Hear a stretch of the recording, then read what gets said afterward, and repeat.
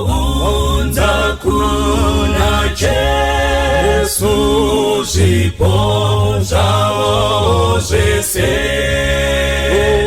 ulo kuna mponesi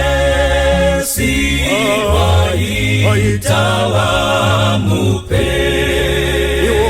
mazwi esemutsa kubatsira vamwe zvipo zvavo akazvikashira waunza kuna Jesu chipo chakanaka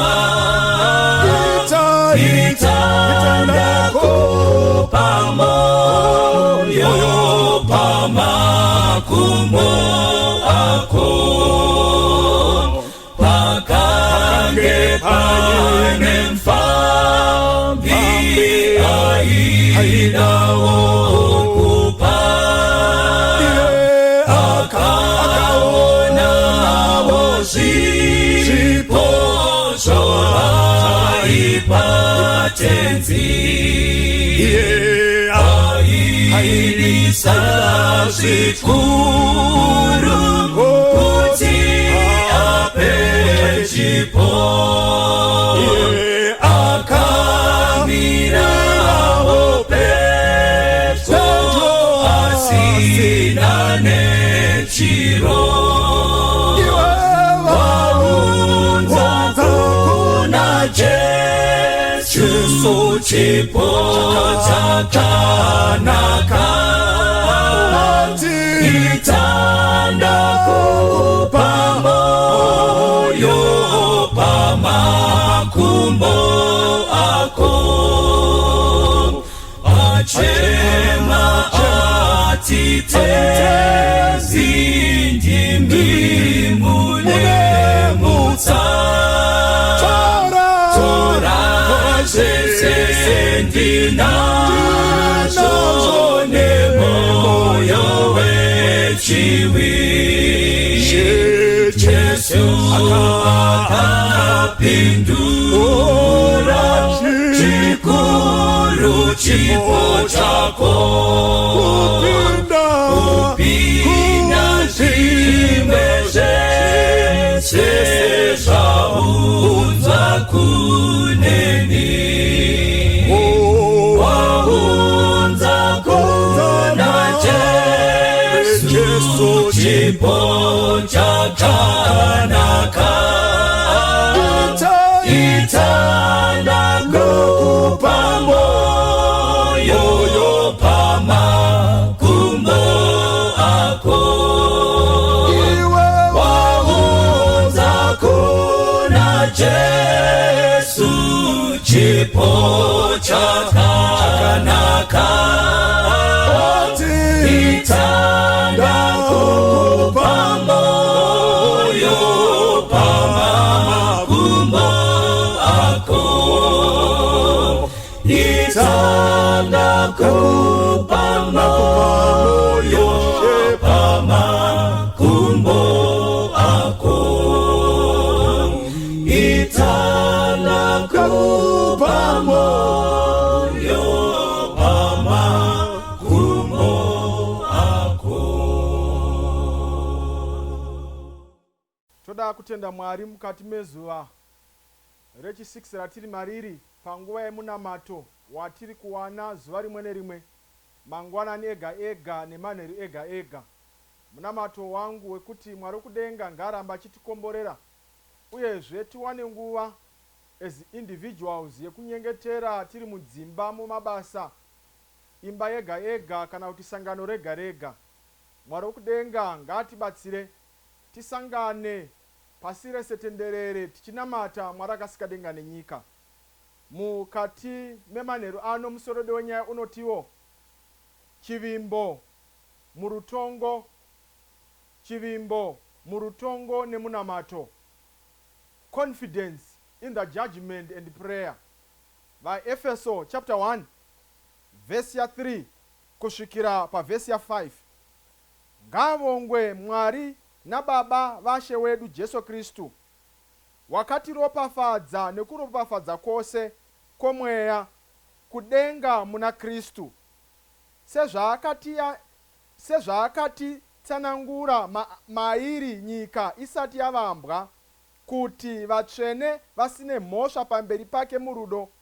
Akatitemera kare kuti naJesu Kristu tiitwe vanakomana vake, sezvakafadzwa pakuda kwake. Anonyora Pauro achitaura kudanwa kwedu. Anonyora Pauro achiratidza kuti ruponeso rwakava kuvanhu nyika isati yavambwa. Rudo Jesu rwaakatiratidza, akaratidza nyika isati yapinda mukati mechitema. Nyika payakazopinda mukati mechitema, Jesu Kristu akauya akaifira, achiratidza zvaakanga aratidza nechekare. Kristu Jesu uyu akatidana, akatitsanangura kuti tive vatsvene. Akatidana kuti tiite sezvinodiwa nedenga. Kutidana kwaakatiita anotarisira muKristu wega wega kufamba nenzira inofadza Mwari. Anotarisira muKristu wega wega kurarama sezvinodiwa nedenga, kuratidza chimiro chaKristu nguva dziri dzose. Pauro achinyora anotaura pamusoro peutsvene, achitaura pasangano revaEfeso. Anoti zvakanaka kuva vatsvene nguva dziri dzose.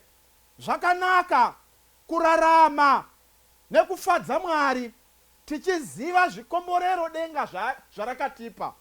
Anotsanangura zvose izvi Pauro achiratidza zvatinofanira kubhenefita nekuda kwekuteedzera Mwari kwatinofanira kunge tichiita.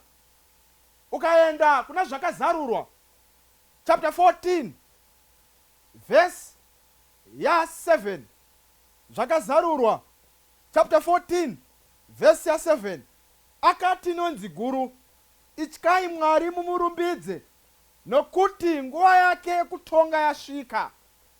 Anotaura iri ngirozi yekutanga ichideedzera panyika ichiti ityai Mwari, sekudzidza kwatakaita nezuro, kuti kutya kuri kutaurwa kuri kureva obedience, kuri kureva reverence, kuri kureva kurespekta Mwari. Asi inoenderera mberi ngirozi ichitaura nguva yekutonga yaMwari yasvika. 1844 Jesu achipinda mukati menzvimbo tsvene, achitanga rutongo panyika.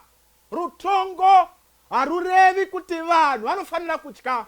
Kana tiri vanhu vanofamba nenzira yaMwari, kana tichirarama zvinofadza denga, hatifaniri kutya rutongo.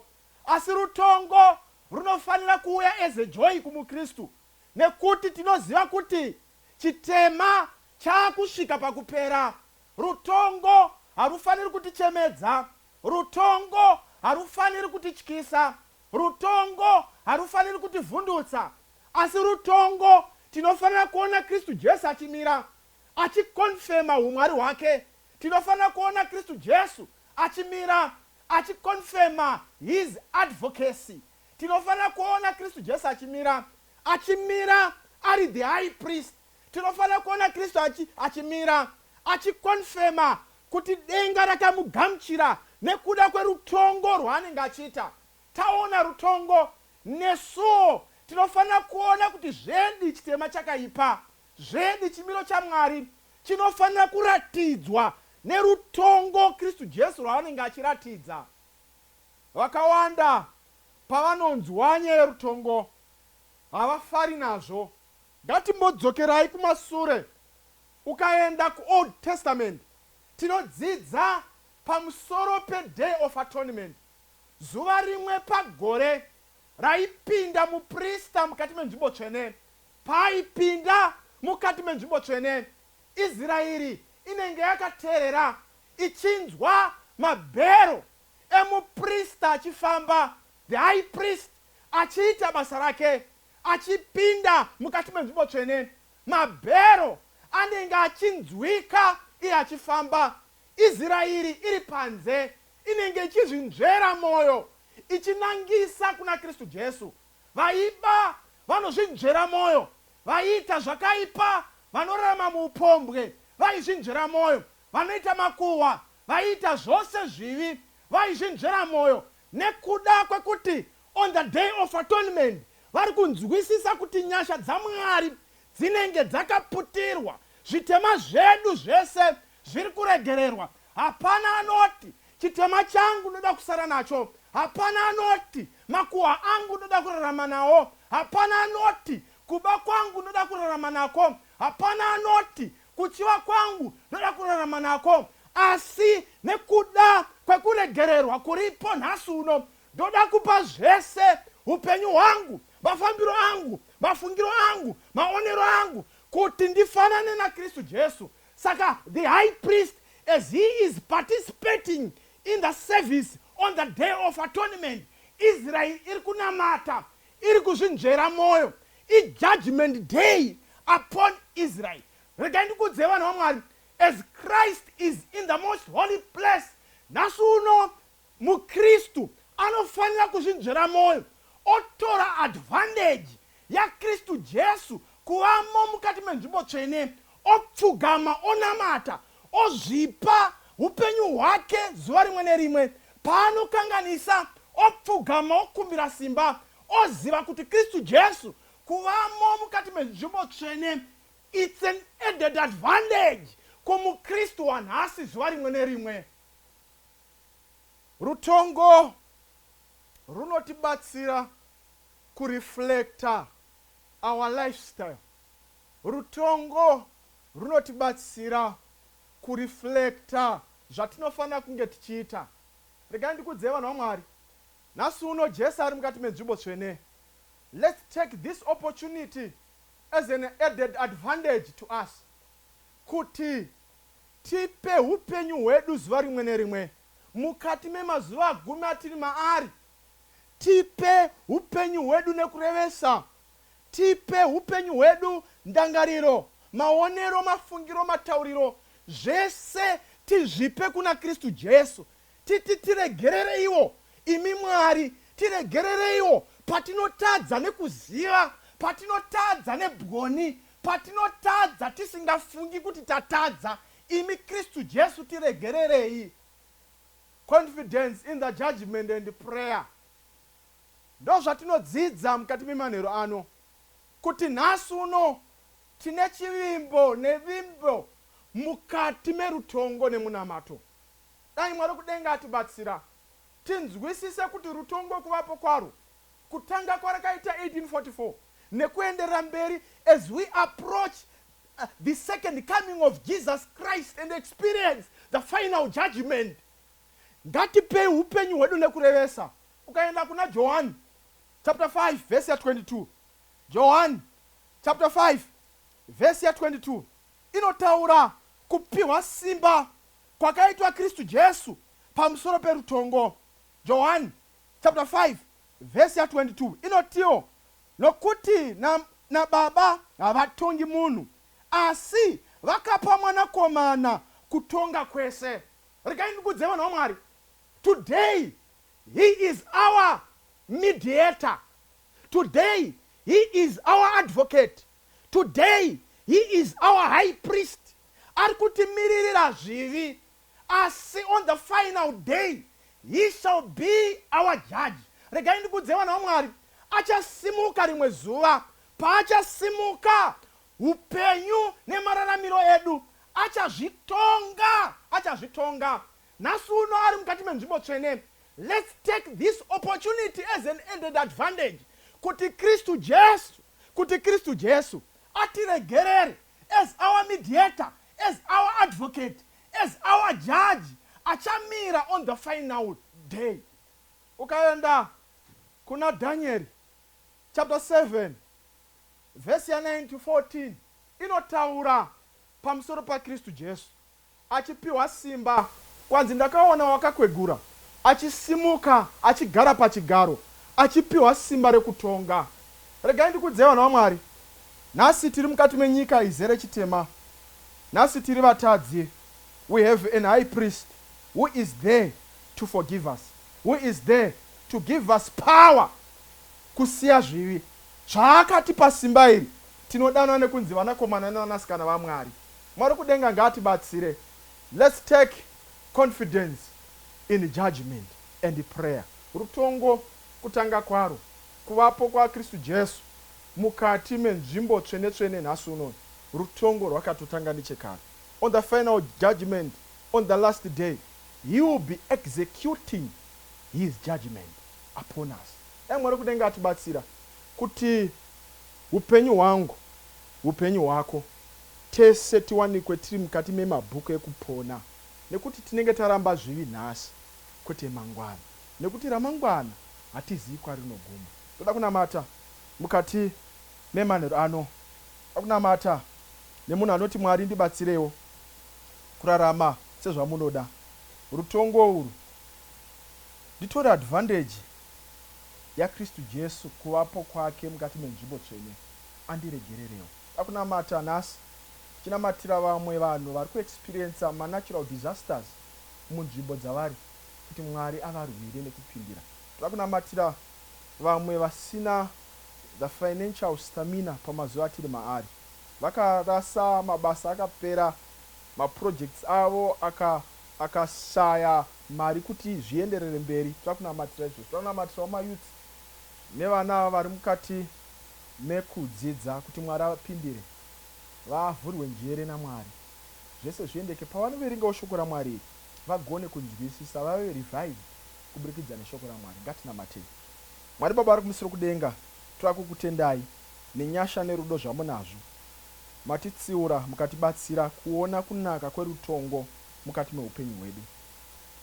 On the day of atonement, Israeri yose yaizvinangisa kwamuri, ichizvitarisa umwe neumwe achizvinzvera. Ndo zvatiri kukumbirawo muzuva ranhasi kuti tibatsirewo kuzvinzvera. Kuvapo kwaKristu Jesu mukati menzvimbo tsvene-tsvene in the most holy place, let it be an added advantage to us today kuti tigone kuita sarudzo, kutaura, kurarama, kufunga, kufambira zvinofadza denga. Tinokutendai Mwari nerutongo rwamakatotanga kare nerwamuchapedzisa muzuva rekupedzisira apo hwamandainorira. Chatinokumbira ndechekuti umwe nomwe wedu ava anoponeswa. Katume manheru ano Mwari toda kunamatira, pane nyika dzapinda mukati mema-earthquakes, dzapinda mukati memvura zhinji dziri kunaya dzisina magumo, dzapinda mukati mema-veiled fires asinganzwisiki kuti ari kubva kupi. Pindiraiwo Mwari nekurwira vanhu venyu. Mukati memanheru ano Mwari toda kunamatira vazhinji vane mabasa apera, vamwe nekuda kwepandemic yatiri mabhizinesi akavharwa, havana mari dzekushandisa. Imi Mwari varwirewo, vaise zvese mukati memaoko enyu. Toda kunamatira mayouth ari kukura, vana ava vapewo simba nenjere. Pavanoverenga shoko renyu, vhuraiwo njere neziva, vave revived kuburikidza neshoko renyu. Mukudzidza zvikoro zvepanyika, vhuraiwo njere, muwedzere zivo nenjere. Chatinokumbirawo Mwari ndechekuti murambe muri pakati pedu. Tonamata kuburikidza naKristu Jesu. Amen. Toda kukutendai vanhu vaMwari. Ngatisanganezve mangwanani apo tinonzwa kunaka kwaKristu Jesu nemanheru zvakare. Amen. Ndinomira paJodhani nekunangisisa kunyika yeKenani, uko kune musha. Tichazorora kunyika iyo kudenga muvashoma. Tichazorora ikweyo toimba riyo rwa Mozisi na Jesu tichazogara kumakomo akanaka uriko kupenya uko Kristu anotonga akuchina dima. Zorora tichazorora kunyika iyo kunena uwashoma tichazorora ikweyo toyimba rwiyo rwa Mozisi na Jesu tichazogara ndichashika koriniko nekukomborerwa nekuwana Baba wangu na iye kugara tichazorora kunyika iyo kunena uwashoma tichazorora ikweyo toyimba rwiyo rwa Mozisi na Jesu tichazogara moyo wangu wafarira unoda kuyenda andi chichiro chouya ndashinga kufamba tichazorora kunyika iyo kunena uwashoma tichazorora ikweyo toyimba rwiyo rwa Mozisi na Jesu tichazogara tichazorora kunyika iyo kunena uwashoma tichazorora ikweyo toyimba rwiyo rwa Mozisi na Jesu